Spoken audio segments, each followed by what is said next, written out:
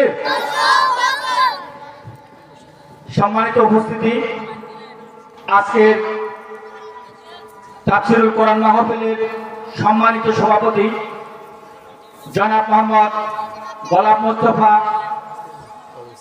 বিশিষ্ট ব্যবসায়ী, ওনার আসন গ্রহণ করার জন্য বিশেষভাবে অনুরোধ করতেছি।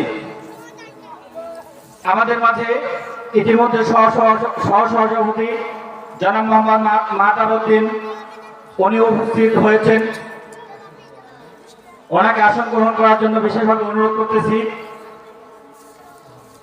আলহামদুলিল্লাহ, আপনারা যারা এখনো এদিক সেদিক ঘোরাফেরা করতেছি, আমাদের আজকের যে প্রোগ্রাম, এই প্রোগ্রামটা আমাদের অত্র এলাকার সুপ্রিয় মুসলমান ভাই ও বোনদের জন্যই আয়োজন করা।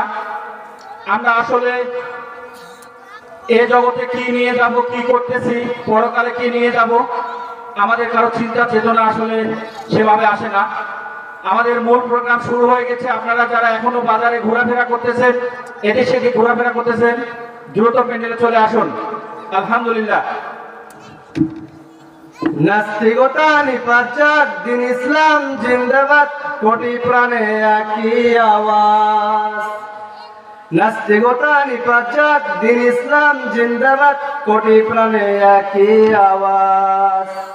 খোদাদ্রোহী ছাড় পাবে না, এই বাংলায় ঠাই হবে না, মুসলমানরা জেগেছে আজ। ও চল কদমে সামনে চলো, বজ্রকণ্ঠে আওয়াজ করো, সবাই মিলে একই আওয়াজ দাও না স্লোগান, নারায়ে তাকবীর, দিন ইসলাম, দিন ইসলাম, জিন্দাবাদ, জিন্দাবাদ।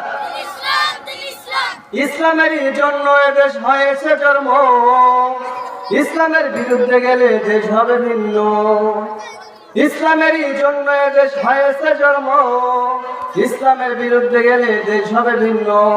ইসলামের বিরুদ্ধে যারা নিয়েছে অবস্থান, এই বাংলায় ঠাই হবে না, যাও হিন্দুস্তান, যাও হিন্দুস্তান।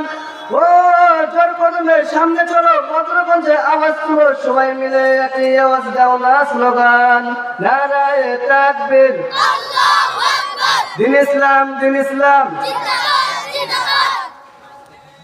মুসলমানের এই দেশে নাস্তিকদের ঠাঁই নাই, নাস্তিকদের পক্ষে যারা তাদের কোনো রক্ষা নাই। এই দেশে থাকতে হলে কোরআন মানতে হবে, কোরআন না মানলে তারা বিতাড়িত হবে, বিতাড়িত হবে। কথা বলেন ঠিক কিনা? আপনারা কথা বলতে ভয় পাচ্ছেন? কথা বলেন ঠিক কিনা?